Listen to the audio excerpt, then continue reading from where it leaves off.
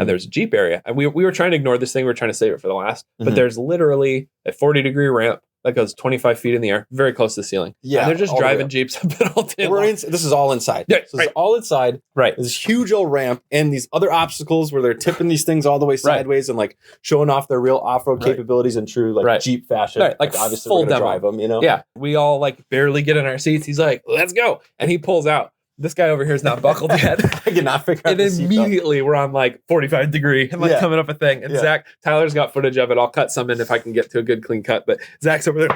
Dude, you got a fun gig riding this stuff around. This is so cool. It's a little scary though. I believe it. Yeah. Trying to get the seatbelt in. And we're just like wobbling back and forth. Yeah. And so we get like around the bend. Like, sir, excuse me, sir. I can't get my I'm like, click it down here. Yeah. Hey guys, welcome back to Third Pedal Podcast. I'm Jacob. I'm Zach. And welcome to my garage. Welcome. A little different set today. Yes. Yeah. Happy Valentine's Day, everybody. Or tomorrow is Valentine's Day technically. But if you listen to this on Wednesday, then yesterday was Valentine's Day. So yeah. Well, and for you guys, hey, tomorrow's Valentine's Day. Get your girl something, get your mom something, get your daughter something, whatever. Whatever you got in your life. Get yourself something. Love yourself. You know what? Love yourself. Get your car something. Do we have a discount code for thirdpodcast.com/shop? We can. Let's make one up right now. Code love. That's too basic. Use code love for a discount. Yeah, that's fine. I'll make it happen. All right. Use code love for some kind of discount. Get yourself something. Get your significant other something. Get yourself your garage shirt you've been putting off for a while. A hoodie, a nice shirt. Life's too short to drive boring cars. Yeah. And it's getting nicer now. I mean, look, we're outside. We're in the sun. A little chilly. Yeah, but a little chilly, feeling pretty good. So get that garage shirt, get it ready, locked and loaded. So when you start getting the spring projects going, there we go. You can ruin a shirt in the process. Speaking of spring projects, not really. We're obviously in my garage right now. We've got Wolfgang here, rarely seen in the episodes, and we've got Zach's trusty S3 behind us. And the reason, nice little handprint in there. Yeah, you're welcome. Do a nice little smiley face, scratch it into the side. Oh, wonderful. Don't try this at home, kids. We're in my garage this week because we had a very what? So we're literally at your home. Don't try this at home. It is your home. That's true. I tried it at home. Don't try it at your home though. Right, we're here at my garage this week for a very special reason. We got to go to the Chicago Auto Show. Yeah, which was very exciting. We got to go for the day before the media preview. When there was nobody, and then we went yesterday when there was everybody. Yep. And it's going on all week. So yes. Yeah, you got the next week. You're hearing this is only like day 3 of the show. Yep. It's going on all through Saturday. Yep, all through Saturday. So go check it out if you're close, even if you're not. We weren't that close either. Right. But go check it out. It's pretty cool. Some cool experiences, which we'll talk about. Right. Definitely worth the drive. And that's the reason we're doing this episode. We're doing the top 5 things that we loved at the Chicago Auto Show this year. Top 5 things we fell in love with at the Chicago Auto Show. Without further ado, here's the top 5 things. And stick around to the last one. I think you guys are going to be super surprised. Yeah. We've talked about this thing in the past. Yep. And we did not look on it with the brightest light. No, and we didn't know it was going to be there. So we were kind of shocked. It just showed up behind us. Yep. It just kind of snuck in. Yeah. And we were like, oh! And it changed our mind, which is stick around for that. I think you guys are going to be impressed. Yeah. In like the least weird hooky way of like, played a little iPhone and you won't believe it. It's like legit. I didn't know these were even stateside. So it was cool to see. Yeah. So anyway, number 1.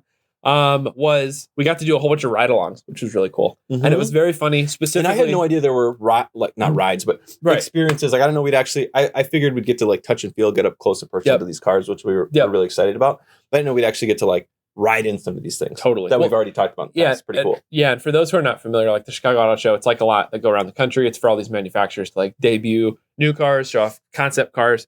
It's a big thing for them to like release to the public. Hey, this is the new stuff that is available, and let people sit in and see all these things. So what we didn't know, inside a conference center, they're letting you like actually get in and ride along. Now, granted, the first experience that we had was with Hyundai. We got to go on the new Ioniq. It was in the Ioniq 5. We got to see the Ioniq 6, which is cool. Their all-electric SUV, sort of like the Tesla Model Y competitor, which they said without saying. Right, yeah. They said in polite business correct terms. Right. But that was cool. I've never been in one of those before. Like the pixel headlights on those is really neat. The design is really cool. It's a really comfortable car, but that one, like we get in and we're going around this thing. Well, first, before we get in, there's a very specific like waiver process we had to sign. And we had to like, whatever. Yeah, whatever. I'm not going to sue all this stuff, get a special wristband for it.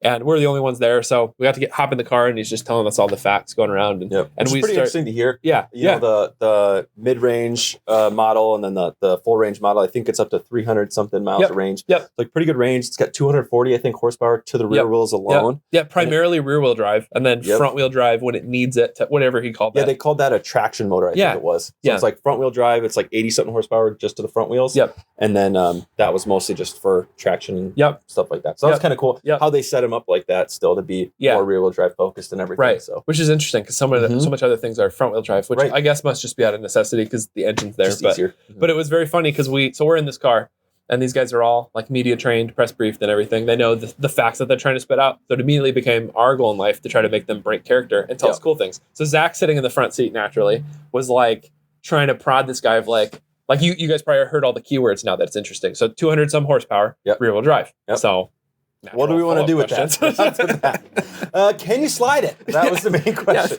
So Zach starts prodding and asking questions like, "Oh, I bet these things could drift. I bet I could slide." And the guy's like, "Oh yeah, I could." And he's like, "Oh, cool." He seemed to be speaking from experience too. He's like, "Oh yeah, you can get this thing to slide pretty easily." Oh yeah. I'm like, "Oh really?" And so he keeps prodding, asking questions, and finally the guy literally cuts Zach's question off and says, "Yes, you can turn all the traction control off." We're like, "Oh, cool." Righty. So my third follow-up question was, will you slide it for us now?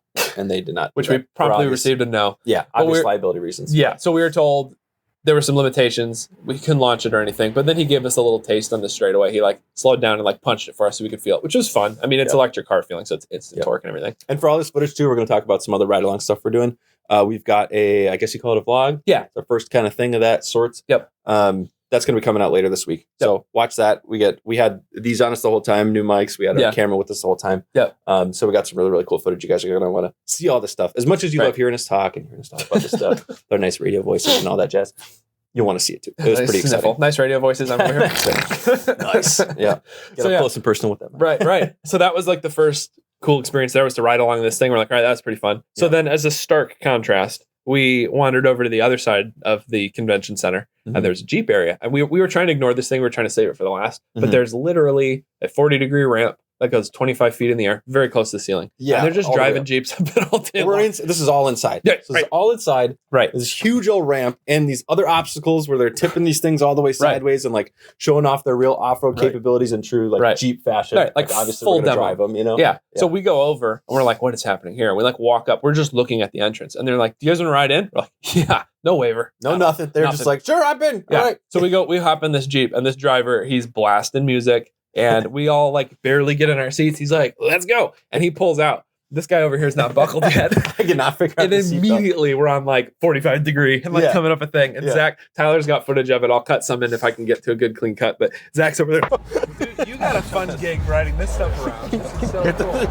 It's a little scary though. I believe it. Yeah. Trying to get the seatbelt in. And we're just like wobbling back and forth. Yeah. And so we get like around the like, sir, I can't get my. I'm like trying to click it down here. Yeah. So we get to the end before the ramp, and we're like sitting there, and then he's like, "All right, let's go." Oh, right before the ramp, we're going, and he drops the bomb on us. FYI, this has all been electric. This is in the 4XC Jeep. We talked about the 4XC Jeep a way back when it was first announced and everything. I didn't really think about it, like, you don't hear any engine sound or whatever. Right. Super torquey, could get over everything. Yeah. Like, it was cool. It was doing awesome. Yeah. So then he's like, so he says that, and then we're sitting at the bottom of this ramp. We're like looking up. Oh my gosh. And he's like, well, without further ado. Too. Yeah. He's like, without further ado, let's do it. Just punches it, and we're just go up. So much fun. We get to the top. He stops for a second. We go down over the other side. Incredibly steep. Feels like you're going to tip the thing over forwards. And then we get to the bottom. We just start asking questions. We're like, wow, dude, like you get to do this for your job every day? That's crazy. Like, what was it like the first time? He's like, oh, dude, it terrifies me every time. Like, it's so scary. It's nuts. He's like, I just have to kind of hope for the best. Like, when you look over the rail, you're looking at the whole convention center. You know, we're like 25, 30 feet up in the air. Inside, which just for whatever reason makes it feel that much like weirder, sketchier. And you look to the left or the right of this ramp, and it's just like a 2-foot little railing, like nothing stopping you from going. If they make one little, if you're having a bad time, go right now, like don't let that dissuade you from going and doing it. No. Obviously, they've thought about that stuff. I'm sure it's safe. It was just awesome. It was one of those things where you're just like, I love that they can actually do this, and it's very Jeep of them to like actually be climbing over stuff. They're showing it like apparently they have electronically disconnecting sway bars, which is sick. I had no clue that existed. Yeah. But they're doing all that. So you have a Jeep. We got the Wrangler right over here. Now you guys can't see. Yeah. We got all the cars surrounding us here. Yeah. So disconnecting the sway bars. Yep. Normally you'd have to like get under there and like unbolt some stuff, right? Yeah, either unbolt or like they make quick disconnects for like guys who go on the trail often. So they're either like a pin or there's a disconnect. Yeah, and it goes off because then you have better articulation. Because with the sway bars on, it's basically going to average. Like if one axle's all the way over, one axle's there, it's going to go in between that because it's trying to maintain it. Right. So sometimes on certain obstacles, if you disconnect it, then gravity kind of takes over. That's where like your wheel will be up in the air, right? Yep. Or like what the Jeep guys talk about is like the flex. Yep. So you're up on something and your wheels are totally like opposite directions. Opposite. Yes. Yeah. That's super cool. So it's cool to just be like, beep, press a button and disconnects them. Yeah. And Yeah, more free. I'm like, what? And so we did that. We get to the end of the Jeep thing, and then we get out. And we're like, okay, that was freaking awesome. And then there's another one going in there. Like, yeah, it's electric. We have a 392. Apparently, they make a Hemi Jeep. We didn't know that. Yeah. And so we're like, can we ride in the Hemi one? They're like, sure. So the Hemi one comes around. We hop in that. We go on a whole ride with that one. Super fun. Felt about the same. I'll say So the electric one is what, a 4-cylinder with the electric? Yeah, I think so. 2.5 liter. And then it has electric to supplement it. So like I will say I did not notice a difference as far as like power and ability to like get over stuff at all between the electric and the V8. So I think they did a really good job balancing power and torque and all that stuff. Yeah, and they were running, by the time we got to it, they've been running for 2.5 hours or something like that. So I mean, these things they're sustaining well. It's not like we got it on a fresh charge and it's going to be like a dead RC car later. I mean, it was running great. Mm-hmm. And so then we ride in the V8, which I agree, it felt the same. If not, I mean, the electric one obviously is more torquey, but like getting up those obstacles, it was fine. Yeah, I'd say the V8 one definitely felt heavier. Yeah, like it just felt like more well, there's something cooler. Like there's something cooler about like we have a big Hemi. It's got the big scoop on the front too, like you'd expect. Yeah. So we get to the end, and so that now in proper fashion, we're trying to get him to break character. So we're like, "Do you think you could rev it for us, possibly?" And he's just like, "Yeah, I can do a little rev for you." Like, sweet. So we get to the end. We go out. We hold the mics down to the exhaust. And it's the most disappointing rev I've ever heard in my life. So muffled. Rev. So muffled. So we're like, oh. Just like. It was like, and we're like, okay, thanks. So then we're like disappointed, but we're like, okay, well, thank you very much. We really appreciate it. We start walking away, and they're like, wait, we got the blue one, and I don't know what's different about the blue one. There was dual exhaust in that one. It looked like it had a different muffler. I don't know if that was stock or if that was like an option. No clue. Like that. But they're like, wait. So they bring that one over and they rev it. That one sounded much raspier, much cooler. Yeah. So, what you'd expect from if you've heard any 392 Dodge anything sounded just like that. Right. Really cool to hear out of a Jeep. Right. Like you said, I didn't know they must have just started making these or making them for a little while, but yeah, it's cool to hear that sound out of a Jeep because I hear them all the time. The Jeeps, like no offense to Jeep guys, I know it's a tight community. Don't come after me or anything. But the guys will like modify the mufflers on the V6 Jeeps, and it's like they just sound rough. It just doesn't do it. It doesn't sound right. Yeah, no, the V8 sounded great. So then we finished the Jeep experience, and then what's the next thing? Of course, it's kind of hilarious. Like you got the Jeep side, and Broncos have like a very similar setup. Like they have the ramp, the articulation, and everything. Ramp. I think it was a smaller ramp. Smaller ramp for sure. Judge it all. Same angle, but smaller. We were looking at it for there was a cafe up on the second story, and you could see over. Yeah, we're doing the whole level thing. We're like, interesting. Yeah, it looked like the Jeep one was much larger. Yes. Yeah. So then we wander over to the Ford area. Ford area is much more formalized, requiring waivers, all that jazz. Mm-hmm. So we did that. Get in the Bronco. It was cool. I've never been in a Bronco before. So I mean, it was nice. They had the doors off. Time sitting in there, what was cool, and their little flex on Jeep was when we're in the articulation stage, apparently a Bronco can disconnect sway bars mid-obstacle. So even while everything's under tension, they can disconnect and level. And the demo was cool because we're at a weird angle. And they're like, check it out. You can disconnect the sway bars and the whole thing goes and kind of settles in. It just levels back. And we're like, that's pretty cool, actually.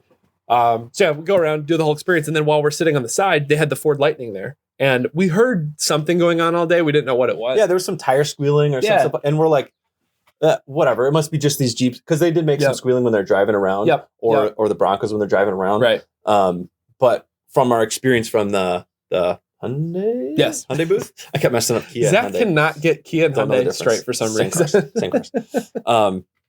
We heard, from our experience there, we knew like, okay, he told us 12 miles an hour was the max that the fire marshal allowed indoors. Yeah. And then we hear this like pretty aggressive squealing. So we're waiting. I remember seeing it the first time. We're waiting up at the ramp. So there's the ramp to go up in the Bronco, and they were like letting one go at a time. Right. Like I said, a little more polished, a little more in line. Right. And then we see this Lightning sitting there. And this runway of lights, and then it just is like peeling towards us. Yes. Like, holy crap. Like so full throttle, full brakes. They're just drag racing this Lightning inside, which if you guys have never ridden in an electric car, especially something with quite a bit of power, like I would probably compare, I don't know exactly the specs, but I would say the Lightning is probably similar spec to like a P100D Tesla Model X. Yeah. Like the SUV one. Yeah. They're bigger, hunkier, like that's a high towing capacity and stuff.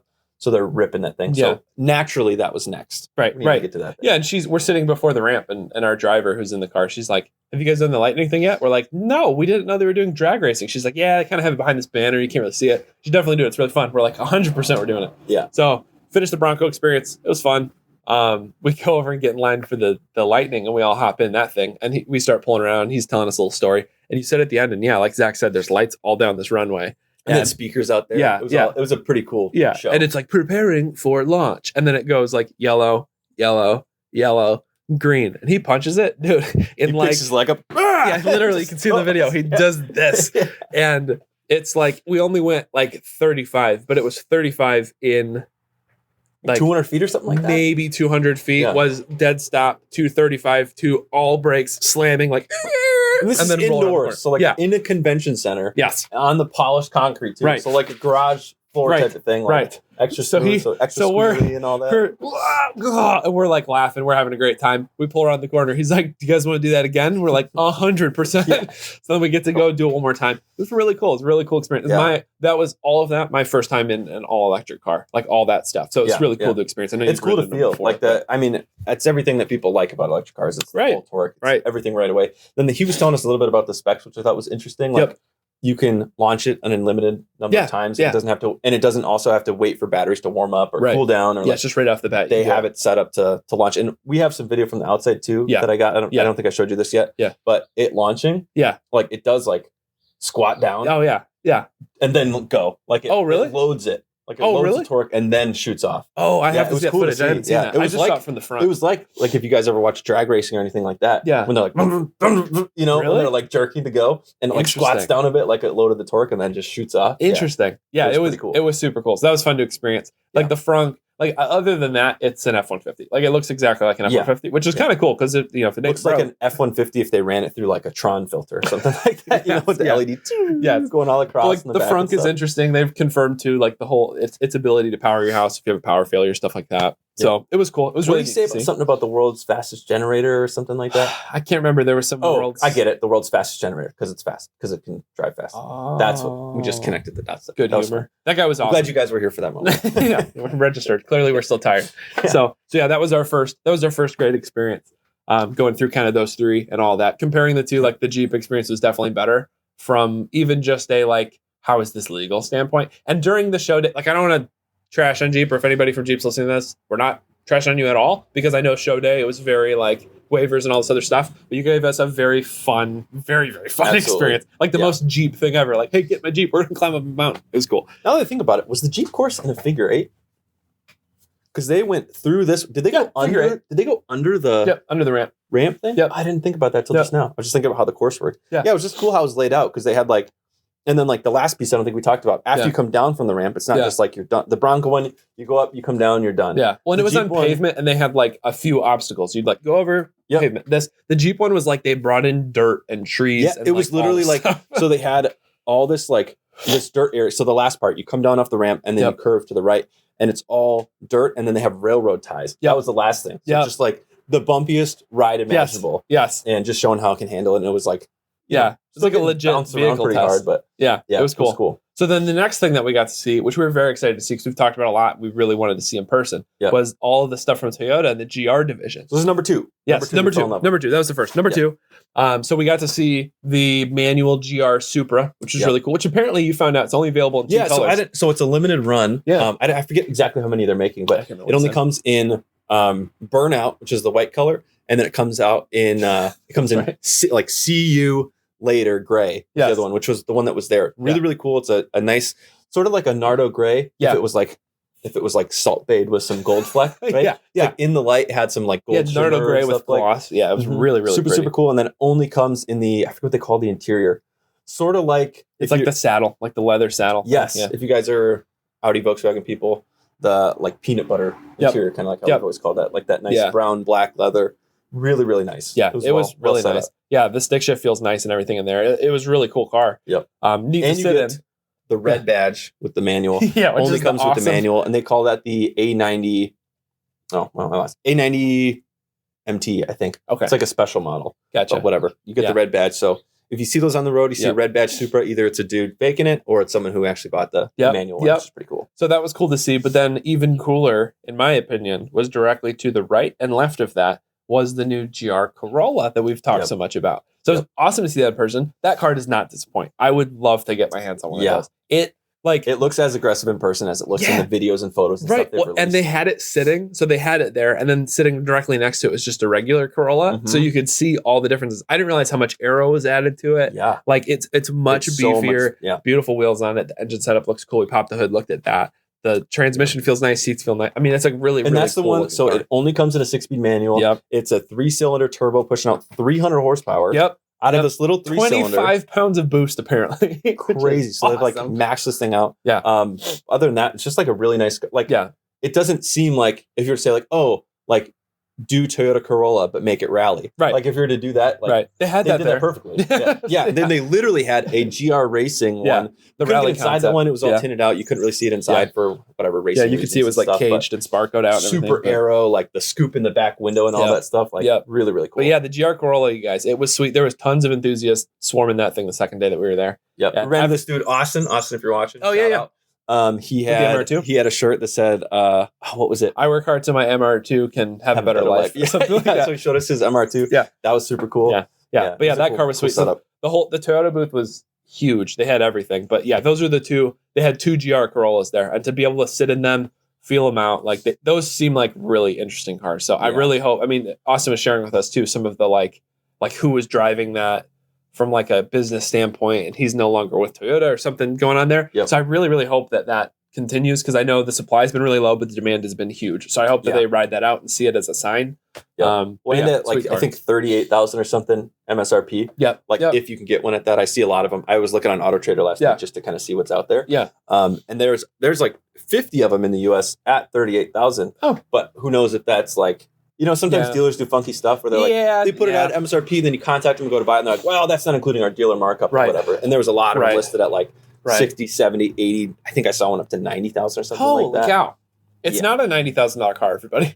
It's definitely like a 30s. Like if you can get it for 30s, or when that thing's used in 10 years, and you like, can get it for what's like a new, like awesome. what was a new WRX? Probably around there. Yeah, I think low 30s, something like that. Yeah. Well, especially if you compare that though, like that's probably when you're getting to like STI territory or something like that. So it's comparable. It's not crazy. Which it is, because I don't think they make like a low, mid, high trim. Yeah. Like it's all GR. Right. If this is GR4, it's the GR4. Right. And that's just what you get. Right. You get the nice interior. You get the 6-speed manual. You don't get any other options, which I love. Yeah. That they're just like, so cool. This is the thing. Yeah, this is the thing. Enjoy. 25 different trim levels and all that jazz. Yeah. So yeah, that was number 2 of what we fell in love with there. Number 3, I have to look at my list. Oh, was the Dodge stuff.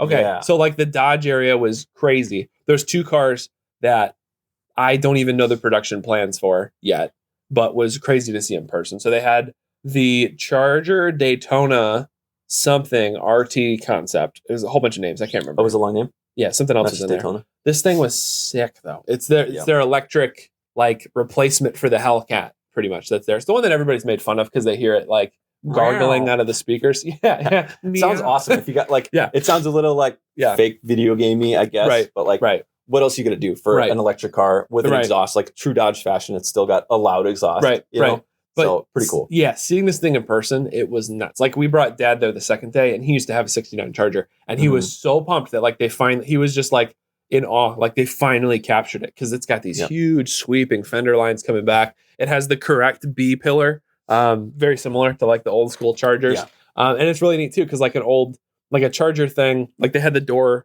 indents and then they had the hood indents, like the scoop kind of look to it.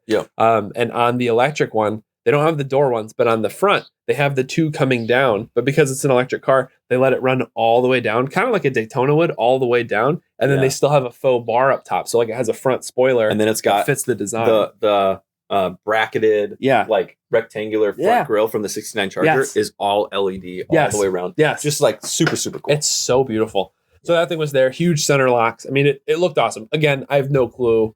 Like I don't know plans, production. No clue. It's a coupe. But like tons of room for all 4 seats, which is really, really cool. Like real long doors, and like just like the 4 old one. Big bucket seats too, like racing seats inside. And then that center console that comes all the way back. Yes, like, really cool. It was so cool. So they had that guy there. And then over to the right, and something I didn't even know existed at all, was the Dodge Ram Rev. Is that what it was called? It's the Revolution. The Revolution. Yeah, okay. The Ray EV. Right. So this is their with the EV. Yeah.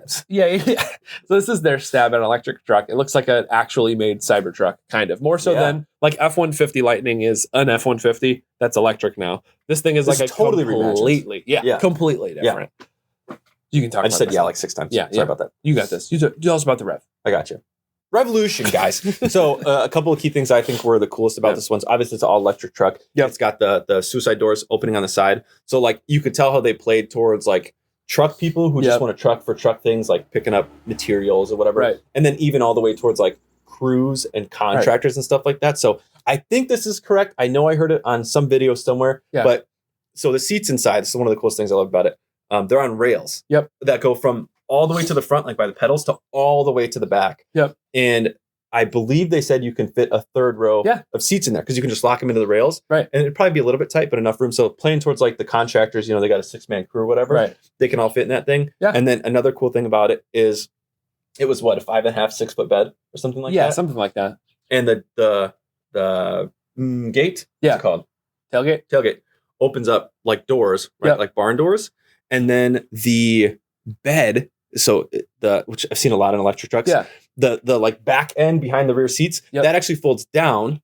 And then the bed extends. So you can get, what did they say, like a 10-foot bed out of it? Yeah, something like that. And then, even cooler, on the driver's side, in the front, there's no engine up front. There's a little thing that opens up down there too. So you can literally fit like, I thought like 16-inch trim boards and 2x4s and stuff 16 like that. foot. What did I say? You can fit that too. But 16-foot boards, you can fit all the way from the back all the way up into the front. Like totally tubed. And we saw that in the, what's the other one called? It's another electric truck, newer one. Rivian. The Rivian, they have that thing going sideways behind the rear seats, right? That like storage tunnel. And this one goes all the way through. So just super cool. Well, like, different stuff with it. Yeah, and it was neat to see because like obviously electric cars, they don't need the transmission tunnel. They don't have like the engine up there, the firewall or anything like that. Like it's all completely different. So it was cool to see like you don't have to have a center console that takes up the whole area because you're not hiding something. So what do you do with it? Yeah, that was an interesting like. We're looking in the side of these doors open. You couldn't get in this one or anything. You could just look at it. We tried. But all of a sudden, we tried real hard. Got kicked off the stage. So you'd see it turn, and also we were like, wait, you can see all the way to the front of the frunk in that thing. So yeah, it all opens up. And with the railed seats, I'd imagine too, like if you've got your Milwaukee Packard or something, I bet you could get little brackets to lock that thing in there. And so it seems cool. It seems like equipment in there. And, it seems like really well designed for that. The weird thing was you looked up at the top. It has a seamless, the glass from the windshield goes up and over. And then there's this patterned like LED thing in the top to like dissipate the sun. And so it's really interesting. Like obviously similar to like a Tesla Model X. Where the glass roof comes all the way up. Where it's got the cool. seamless. So obviously like it's still very concept, I think. I don't think they'd release it as it is yet because they've got like really weird like proprietary wheels and tires and stuff on it. Like it's still very concept car-y. But that was really cool to see. And it was really like the way they had it presented too was it there next to one of their big diesel trucks and a video behind it talking about people who've loved their Dodge trucks for years, restored them. Like this guy with 2002 Cummins Ram and like all this stuff. And it was like all within the Ram story. It wasn't like leaving all this stuff behind and we're going to do something different now. And it was right next to. It wasn't like I think a lot of brands who go electric are sort of like shaming the gas past, right? Like in lieu of something better in the future. And they're like, this is like in line with all that stuff. Like we still have that stuff. We still see the need for it. But there's also like this is sort of like stepping into the future. Yes, absolutely. Cool. And then of course, right down from that, they have up on these huge jacks, the TRX. Which is awesome. And then the TRX Havoc, which I didn't know was a thing until on the way down there. Yeah, I didn't know about that either. Cool. Yeah, that was really neat to see. It was cool to like sit in that too and feel like those trucks are always interesting. The super like the Raptors and stuff like that. They're like they do lean heavily towards luxury too. Like the big screens and the leather and the matching stitching and all that stuff. But then they're still trucks. They're still trucks that do truck things. Yeah, that one was cool because we got in and on the screen is like their built-in like track timer, drag timer thing. So the last few passes that it took, we're like, that's pretty cool. But yeah, super comfortable truck to sit in. We both sat in the back. He sat in the middle. I sat on the side, and we're like, this has so much room. This would be great. So much better than riding down a dad truck. So Dad, you should get a Havoc. I don't think we have to twist his arm too hard for that. Yeah, he's like done. So like, it's on order already. I'm on the wait list. So yeah, that stuff was all really cool. Next up on our list, was the wilderness that we got to walk into. Well, hold on before we go to that. So those were two of the electric concepts. There were a bunch of other new electric concept cars. I think most notable as far as just like crazy out there design and stuff was the Buick Wildcat. That thing was so weird. It looked very like you could see they took some inspiration from almost like McLaren, or maybe it came from the Vets with like the swoopy lights. Like looked very like definitely looks futuristic. Like definitely not going to be a production car. No, super Jetson-y. Super Jetson-y. Like, but really cool though. Big. It seems like the concepts for these like uber luxury like hybrid super future cars is like big body two-door coupe but plenty room for 4 seats because they had the same thing with the 4 bucket seats and then the huge center console and all the crazy lighting Yeah, and like crazy glass everywhere and all that stuff. Like it was a cool concept to see. Yeah, that one was cool. And then they also had the Chrysler Airflow. And that was an SUV that looked spitting image of like a Porsche Cayenne. Something like that. Yeah, like the long very rear taillight. Like whoever they're taking to design these things is like it's great. Doing a bang up job. Yeah, that one we saw the Hornet. That's not electric, but like we saw that. That thing looks awesome. Like the new Dodge stuff is looking pretty mean. So that was cool to see. Yeah, and then even in Dodge Chrysler Group, Fiat Group, or whatever, the Alfa Romeo Stelvio, I think it was. Yeah, I don't know for the name. That's their new SUV. Yep, that one's pretty cool to see too. That one twin turbo V6. Yeah, something like 300 some horsepower, something like that. Yeah, super dude. Cool and speaking of that, we finally got to sit. I think everybody on the internet has made their fair share of jokes and stuff about like Jeep coming out with a 6-figure car and all this stuff. We got to sit in a Grand Wagoneer. Yeah. Wow. So like obviously spending 6 figures on a Jeep is crazy. But it's not a Jeep. I get it's a Wagoneer. Right. Totally different. Not a Jeep anymore. They broke it up. But what's even cooler, because we started taking like creative liberty and just saying like, we're just gonna pop hoods till people tell us to stop. So we popped the hood on that thing. The Hurricane's in there. The twin turbo inline 6 from the whole Chrysler group, that is in that car. So that was really cool to see. That's what it exclusively comes with. I didn't know. I thought they had one with like a V6 maybe, and one with like the V8 or whatever. But no, the Wagoneer. Yeah. So the Wagoneer L or the base or whatever, the smaller one. Just the Wagoneer. Yep, just Wagoneer comes with. Oh yeah, because it's Grandin Wagoneer. So Wagoneer comes with the lower horsepower. I think it's 400 something horsepower. I don't remember. Yeah, 420 something. I think. And a twin turbo straight 6. Like you get like this big old beefy super motor in your like in your soccer mom SUV. Right. super nice. And then the Grand Wagoneer comes with the 500 horsepower version. Yep. Also twin turbo, like the high output version. Yes. Yeah, it's sweet. So now we really want to see a Viper that's also a Supra that has a twin turbo inline 6, which would be. Or if we could get our hands on a Hurricane and get, we're talking about this the way back, like a Stratus RT or like one of the Dodge coupes that's like long front hood, which I guess this is all Viper, but like I don't know, something else that's like long front hood, like 2-door coupe. Yeah. Maybe even if it wasn't like rear drive from factory, but like get it with the Hurricane with a 6-speed manual, which I don't know. Be interesting to see if they adopt that into like the Challenger models or the Charger models. Yeah. And it'll then, be weird to see. Are they going to pair it with a 6-speed manual like they do with the Challengers? Because if the Challenger RT, like I could easily see that in the RT versus the 5.7 Hemi. Yeah. Great engine and all. But right. Like 375, I think that puts out. So like you get something that's 4+, even on the low output and then a high output. Yeah, and has a lot more headroom to go from there. I mean, it could be Tyler's thing that he always says of like, what if they brought to compete with the Nissan Z and the Supra? What if they brought the Stealth back and made a long hood, like twin turbo inline 6, like rear wheel drive, driver's car that's 2-seat and that whole, like it could be kind of cool. It could be neat, but it's cool to see that engine that we heard rumored about to like pop a hood and like, wait, what is, oh my gosh, like we're looking at the thing in front of us. But yeah, the Grand Wagoneer, though very, very expensive. I get it. Like it's very luxury. It's awesome. Yep. I'd say it definitely competes with like G-Wagon or like Mercedes SUVs. Yeah, or whatever like else is in that luxury, crazy bracket of stuff. Range Rovers. Yeah, like it's there. Stuff. It's right there. It's awesome. Super, super nice. So then that was the whole Stellantis, Dodge, Chrysler thing area.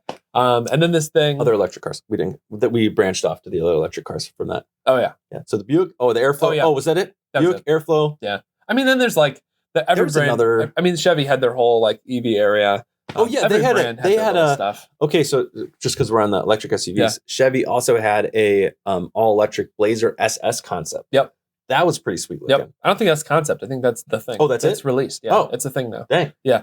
So yeah, it's pretty cool. It's kind of nothing like the other Blazer. Yeah, it's definitely totally different. Yeah. Previous Blazer owners will be disappointed. But yeah, it's much more of like it's like a big wagon kind of. It's a tall wagon with big 22s and lowered, and so it's definitely trying to be just an electric like cruiser kind of a thing. It's definitely not an SUV anymore. Right. But it's pretty cool looking. It's pretty neat. Similar to the Model X, similar to all the other electric SUVs where they're like they're not really big full size SUVs because it's just impractical. Right. Well, that's batteries and stuff. Yeah, it's everybody's. It's kind of the Ioniq guy teased and hinted towards it a little. It's like everybody has this vanity number in their mind that they need a 300-mile range. Right. Everybody has this feeling that they need an SUV, and so like that's exactly what it is. It's a big, like a really, really big puffed up car, pretty much that just has room like an SUV inside. Similar to like the Toyota Crown. Yep. That was like actually a big puffed up car. Right. Like, is it an SUV? Right. Is it not? Right. Yeah. It's like if you guys just connected that back window a little different, you'd be SUV territory. Yeah, right. But so are we done with electric cars now? I think so. I think that was all of it. I think right. Yeah.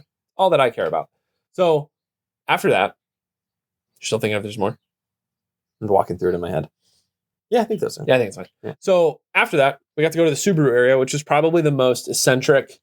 It's the most eccentric and I think well-designed booth that was there. It was nuts. They literally brought in, I mean, I know I said Jeep brought in some trees. These guys brought in like a forest, and they had a tree house. Yeah, a full LED back and floor for the stage for the car, and the front of the stage and the actual floor was all LED, and it was setting up these scenes and everything. They had a puppy area, so they brought in puppies that you could come and hang out with because Subaru loves pets, which is nuts.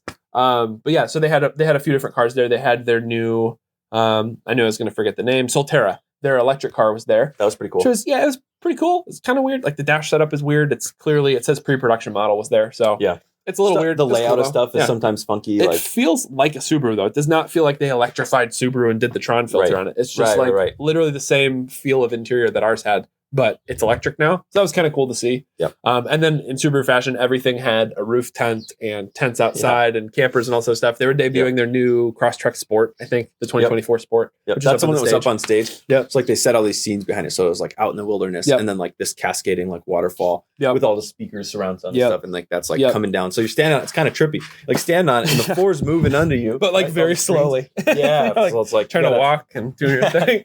Be careful where you walk. Yeah. So that was cool. But then what was neat is we kind of like wandered through that section, saw the Wilderness Edition stuff, saw the new Impreza hatch, which was okay, kind of looks like the old one. Yeah. But then we saw the WRX and the BRZ. So like, very sadly, like just the second favorites off over there. Yeah. So we went and checked it out. WRX looks way better in person. For anybody who's hated on the internet of like it's Civic, it does still look like a Civic. That's included. We hate on it pretty hard. But it looks cool in person. It looks nice. We actually saw one in the wild driving there too. Yeah, that's on the way yesterday. We saw another one on the highway. It had a little bit of modifications. It was all blacked out. Yeah. Actually looked really, really nice. Yeah, so it doesn't follow the typical WRX like styling, mostly from the rear. The front end is typical. Yeah. But front end looks just like a sharper new one. But I mean, even like compared to my, like I got the Bug Eye. And like looking at some of the fender lines and everything like that, like it does look like the next version of WRX. The interior is great. Back is weird, but interior is still great. 6-speed manual. Yep. Like all that stuff's good. It's comfortable. It looked good. Popped the hood. The engine looks great. Still a flat. I think it's 2.5 liter now turbo, but it's cool. Solid car. And then we got to sit in the BRZ. BRZ was probably the most comfortable. Oddly enough, thing that we sat of the Supra, the 400Z. Yep. And then the 400Z was actually very comfortable too.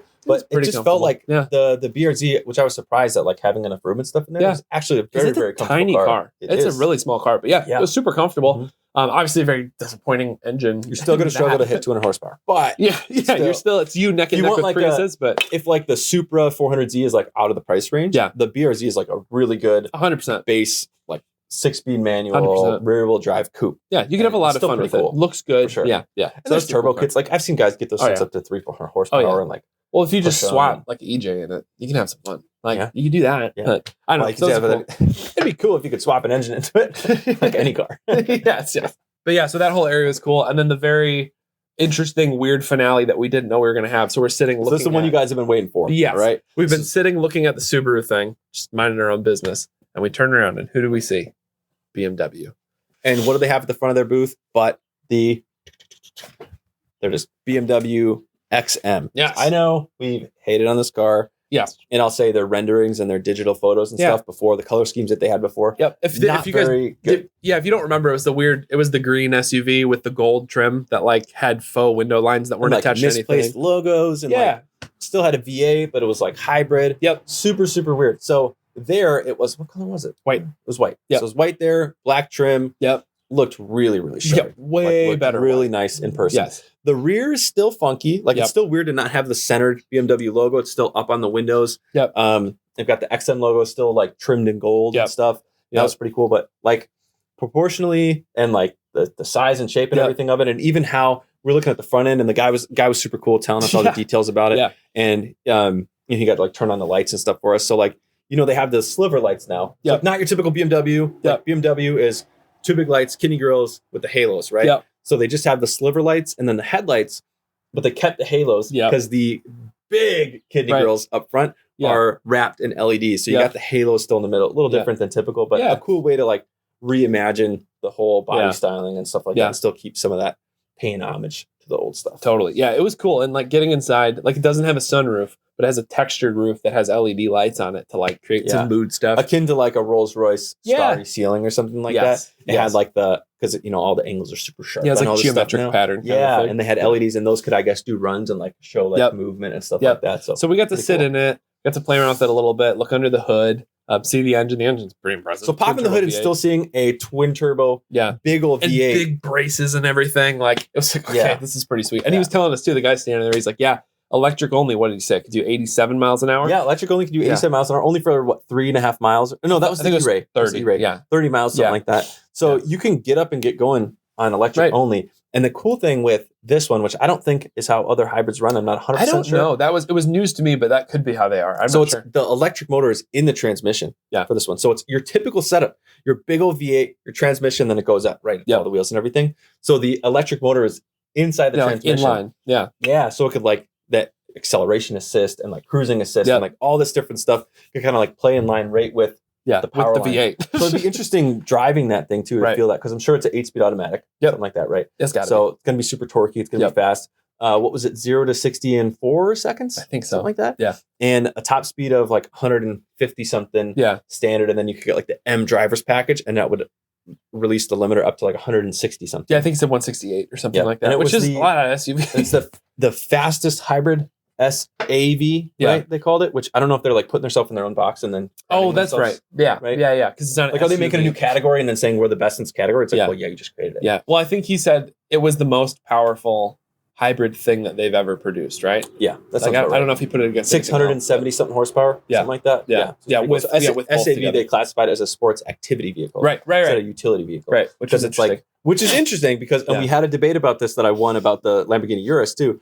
One is an interesting word. That like all these companies are like they're making these SUVs, but not really. Kind of like the Diana guy was saying, like everybody feels like they want an SUV.